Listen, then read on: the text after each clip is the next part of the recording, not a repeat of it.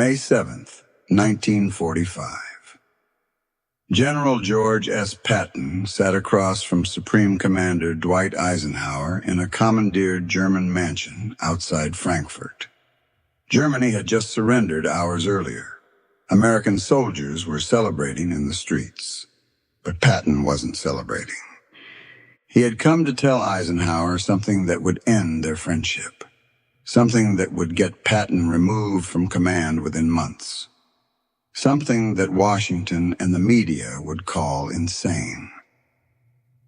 "We're going to have to fight them eventually," Patton said. "Let's do it now while our army is intact and we can win." He wasn't talking about the Germans. He was talking about the Soviet Union. Eisenhower stared at him. He had just spent 3 years building an alliance with the Soviets to defeat Hitler. The American public loved Uncle Joe Stalin. The media portrayed the Red Army as heroic liberators. And here was Patton, suggesting they immediately attack their ally. "George, you don't understand politics," Eisenhower said. "The war is over. We're going home." Patton looked at his commander and realized something terrible. Eisenhower knew he was right. But Eisenhower wasn't going to do anything about it. What followed was one of the most consequential silences in American military history. Patton had identified the Soviet threat before anyone in Washington would admit it existed.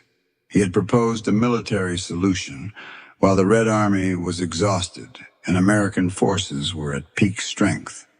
And he was ignored by politicians and generals who cared more about public opinion than strategic reality. Patton's Third Army had driven deeper into Germany than any other Allied force. His tanks had reached Czechoslovakia, his advance units were within striking distance of Berlin, and everywhere he went, he saw something that terrified him. The Red Army.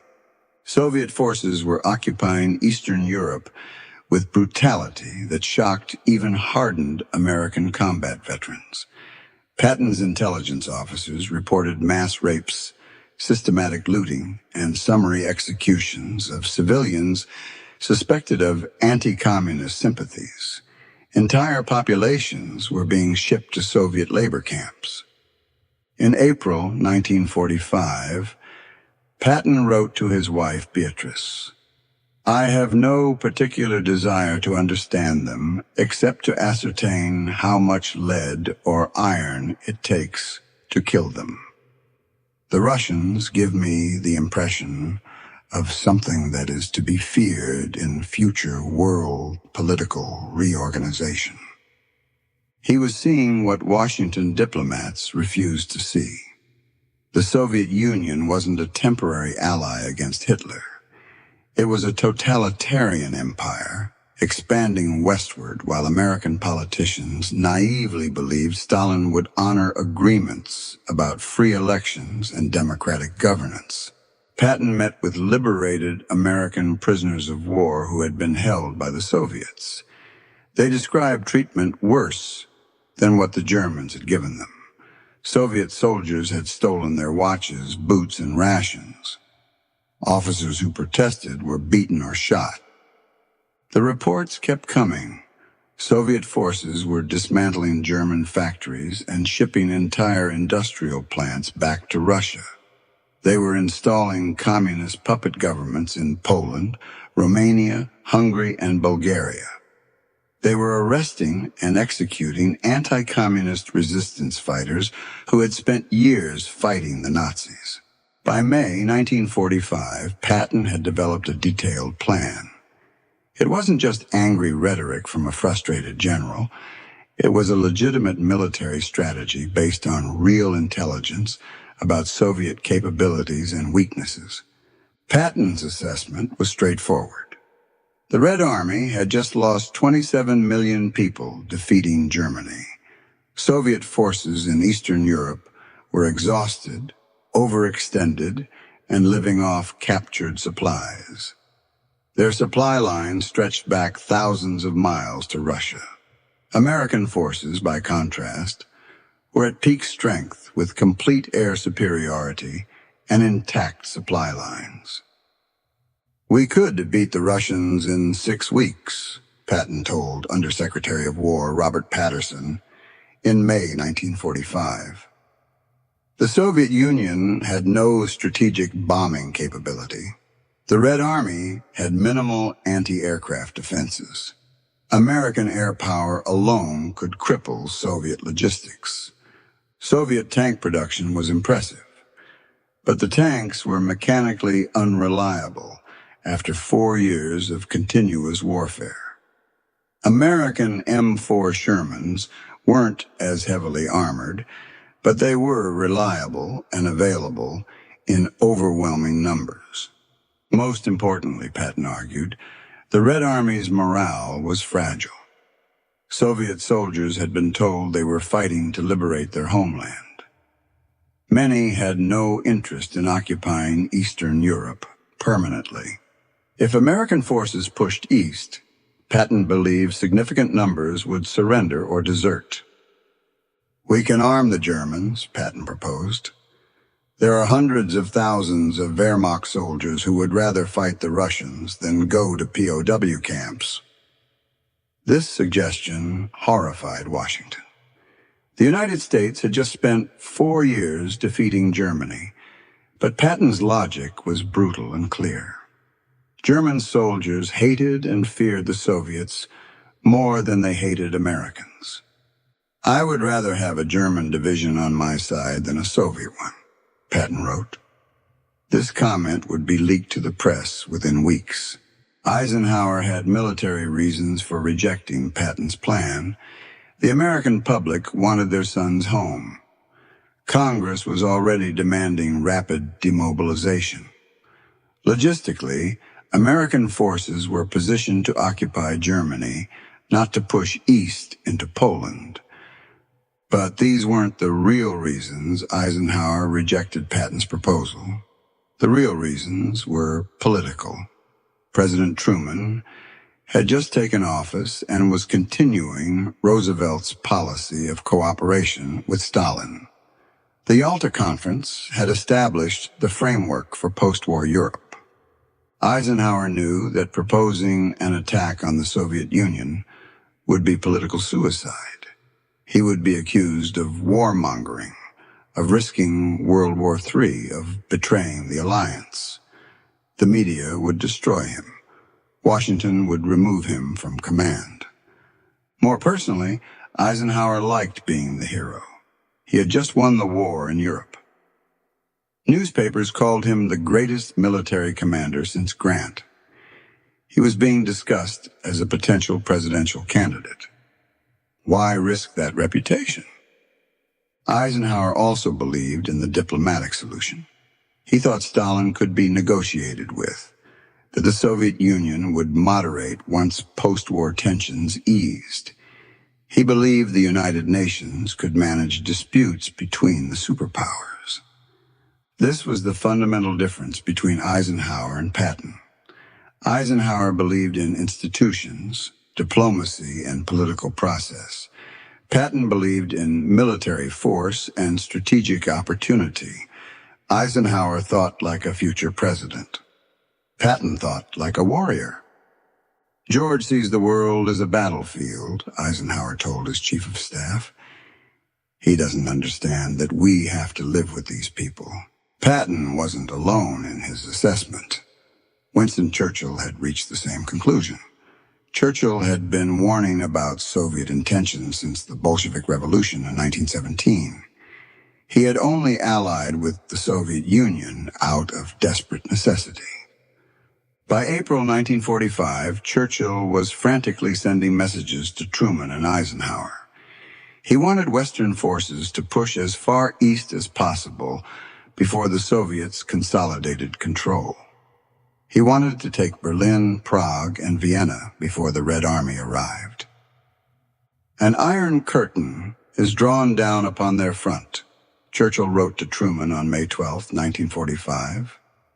This was the first time he used the phrase that would define the Cold War. "We do not know what is going on behind."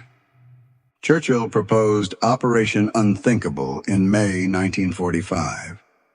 It was a detailed military plan for an Allied offensive to push Soviet forces out of Poland and Eastern Europe, assuming the use of rearmed German units fighting alongside American and British forces. The British Chiefs of Staff analyzed Operation Unthinkable and concluded it was militarily feasible if launched immediately. They estimated Allied forces with German support could defeat Soviet forces in Eastern Europe within months, but they warned it would require total commitment. Churchill sent the plan to Truman. Truman rejected it immediately.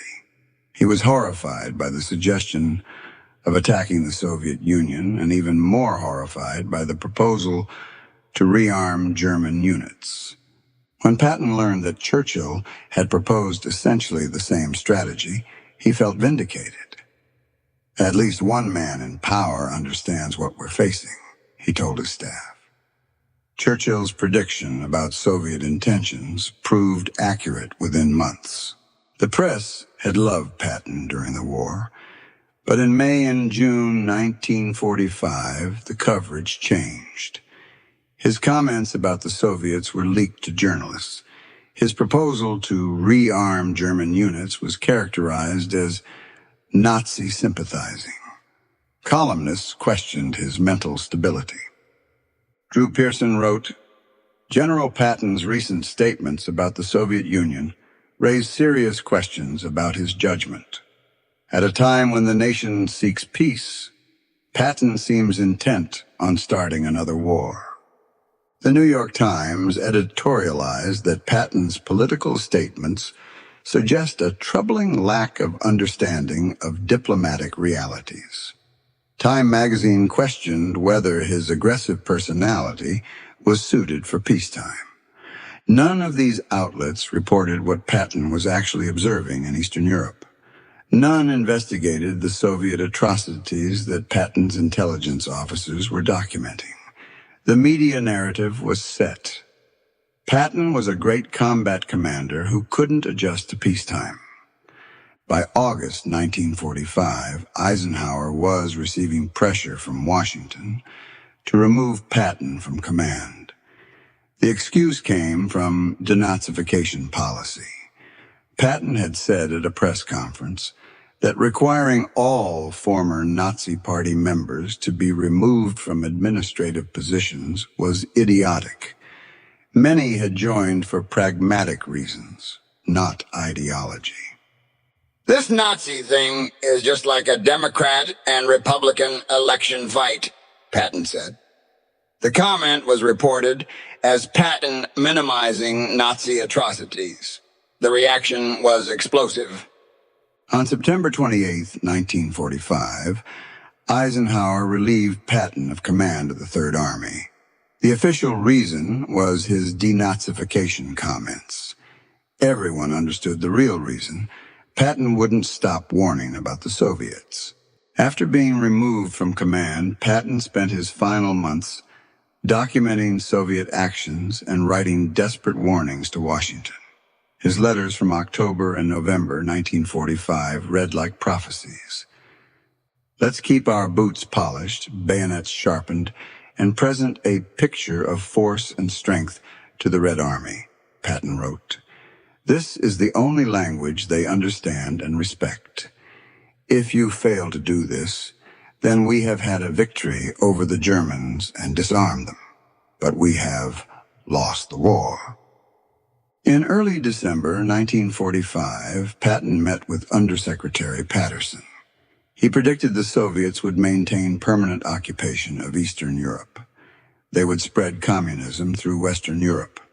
Military confrontation was inevitable. "We're going to fight them eventually," Patton said. "In 5 years or 10 years or 20 years. We'll wish we had done it in 1945 when we had the chance." Patterson listened politely, but told Patton that Washington had no interest in confrontation. The American public wanted peace. Patton's warnings were politically impossible to act on. 3 days later, on December 9, 1945, Patton was critically injured in a car accident near Mannheim. His staff car was struck by a truck. He was paralyzed from the neck down. He died on December 21st, 1945, 12 days after the accident. The circumstances fueled conspiracy theories. The timing was suspicious. 3 days after submitting his assessment. The truck driver's explanation seemed implausible, but no credible evidence of assassination was ever produced. It was likely just a tragic accident that silenced the one general willing to speak truth about the Soviet threat. Everything Patton predicted came true. By 1946, Soviet forces had consolidated control over Poland, East Germany, Czechoslovakia, Hungary, Romania, and Bulgaria. Free elections promised at Yalta never happened. In Poland, the Soviets arrested resistance leaders who had fought the Nazis for 6 years. Thousands were executed or sent to labor camps. In Czechoslovakia, a 1948 communist coup overthrew the democratic government. Foreign Minister Jan Masaryk died in a suspicious fall, ruled suicide. The pattern repeated: Soviet occupation, communist governments, elimination of opposition. Between 1945 and 1989, communist regimes in Eastern Europe killed approximately 1 million people. Millions more were imprisoned or tortured.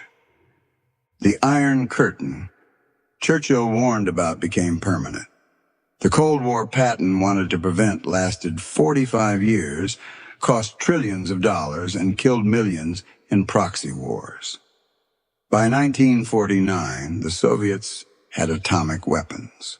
By 1950, confronting communist expansion required the Korean War. Patton's argument was that May 1945 was the moment to act, while the Red Army was exhausted and American forces were strong. He was probably right about the window of opportunity. Whether military action would have succeeded is debatable. Whether it was politically possible is not. But every scenario Patton predicted came true. Soviet occupation was permanent. Communist expansion continued. Military confrontation proved necessary. The only question was timing and scope. For decades after Patton's death, his warnings were vindicated by events. Every prediction he made came true. Every policy he opposed proved disastrous.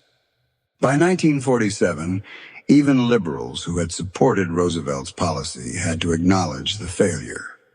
George Kennan's long telegram described Soviet expansionism in terms that echoed Patton's 1945 warnings. The Truman Doctrine committed the United States to containing Soviet expansion. But containment meant accepting Soviet control of Eastern Europe as permanent. It meant fighting limited wars in Korea and Vietnam. It meant 45 years of Cold War that Patton believed could have been avoided. Conservative critics cited Patton as a prophet who had seen the truth while politicians chose appeasement. Douglas MacArthur, who faced similar conflicts with Truman during the Korean War, wrote, "Patton understood that communism had to be confronted militarily. His removal was a tragedy for which we're still paying the price." Ronald Reagan cited Patton's warnings during his 1980 presidential campaign. Reagan advocated for military strength and confrontation with the evil empire in terms that Patton would have recognized. When the Berlin Wall fell in 1989 and the Soviet Union collapsed in 1991, conservatives argued that Reagan's policy of strength rather than accommodation had vindicated Patton's 1945 assessment. If Patton had been listened to, Eastern Europe might have been liberated 45 years earlier. Patton identified the Soviet threat before most American leaders would acknowledge it. He proposed a military solution when one was possible, and he was silenced for having the courage to speak uncomfortable truths. The question of whether Patton was right in 1945 isn't just historical curiosity. It speaks to fundamental questions about American strategy that remain relevant today. When does the United States confront emerging threats militarily rather than diplomatically? Should generals advocate for what they believe is strategically necessary, even if it's politically impossible? These questions arose with Patton in 1945 and recur in every generation. After September 11th, debates about confronting terrorism echoed the Patton debate. Should the United States use military force preemptively or wait for threats to materialize? With China's rise, similar questions emerge. Should America confront Chinese expansion now while power is relatively greater? Patton's 1945 warnings resonate because they represent the warrior's perspective that threats should be destroyed when vulnerable rather than managed until dangerous. This perspective is perpetually in tension with the diplomat's view that most conflicts can be resolved through negotiation. Patton's removal from command could be seen as the system working. A general who wouldn't accept civilian authority was removed. Or it could be seen as the system failing. A general who correctly identified a strategic threat was silenced for political reasons. The question matters because the next generation of military leaders will face similar dilemmas. When generals see threats that politicians want to ignore, should they stay silent or speak out? Patton's answer was clear. Speak the truth regardless of consequences. He paid for that choice with his career and possibly his life. But he ensured that when history vindicated his warnings, his voice would be remembered. Eisenhower's refusal to support Patton revealed something fundamental about how he understood leadership.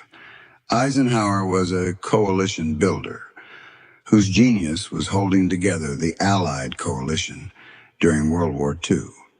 But this made him psychologically incapable of accepting Patton's argument. Patton was saying the coalition Eisenhower had built was worthless because one member was an enemy. This contradicted everything Eisenhower had invested his career in.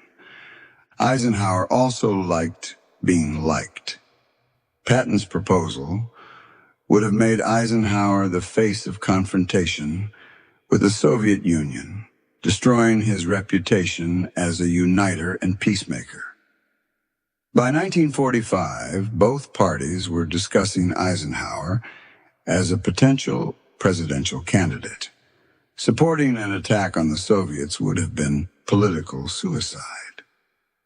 The American public in 1945 was exhausted from war. Starting another war would have been massively unpopular. The media would have destroyed Eisenhower for starting World War III. So Eisenhower chose the politically safe path. He rejected Patton's warnings, removed him when he wouldn't stop talking, and pursued cooperation with Stalin. It was understandable from a political perspective. It was disastrous from a strategic perspective. Eisenhower later expressed regret about not taking the Soviet threat more seriously. But he never admitted that Patton had been right to propose immediate military action. He maintained it was politically impossible and strategically risky. This was Eisenhower's limitation. He was brilliant at managing coalitions and understanding political reality. But he couldn't see beyond immediate political constraints to long-term strategic consequences. Patton could. He didn't care about political reality or his post-war career. He cared about destroying America's enemies while the opportunity existed. George S. Patton died on December 21st, 1945, at age 60, paralyzed in a hospital bed. He was buried at the American Cemetery in Luxembourg alongside soldiers of the Third Army. He had requested to be buried among his soldiers. In death, Patton became a symbol. To conservatives, he represented the warrior who saw threats clearly and advocated strength over appeasement. To liberals, he represented the dangerous militarist who preferred war to diplomacy. To the public, he remained the brilliant tank commander who helped win World War II. The question of whether Patton was right about the Soviet Union was answered by subsequent events. Everything he predicted came true. Soviet occupation of Eastern Europe, communist expansion globally, the Cold War that lasted decades, the millions who died under communist tyranny. Whether his proposed solution would have worked is unknowable. Whether it should have been attempted is debatable.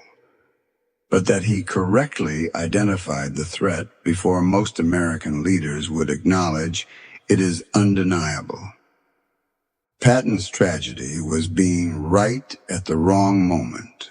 He saw in 1945 what others wouldn't acknowledge until 1947 or later. He proposed action when it might have succeeded. He was silenced before he could be vindicated. He died before he could say, "I told you so." The generation of American leaders who rejected Patton's warnings went on to fight the Cold War he had wanted to prevent. They spent 45 years and trillions of dollars containing Soviet power that might have been broken in 1945. Whether they made the right choice is a question each observer must answer. But that they made a choice with enormous consequences is undeniable. Patton's voice echoes across the decades as a reminder that sometimes the prophet is dismissed, the truth-teller is silenced, and the warrior who sees clearly is removed from command by politicians who prefer comfortable lies to uncomfortable truths. The lesson isn't necessarily that the United States should have attacked the Soviet Union. The lesson is that strategic threats should be confronted when vulnerable rather than managed until dangerous. That political constraints should inform but not determine military strategy. And that generals who tell the truth should be heard even when their message is unwelcome. These lessons were learned at enormous cost over the next half-century.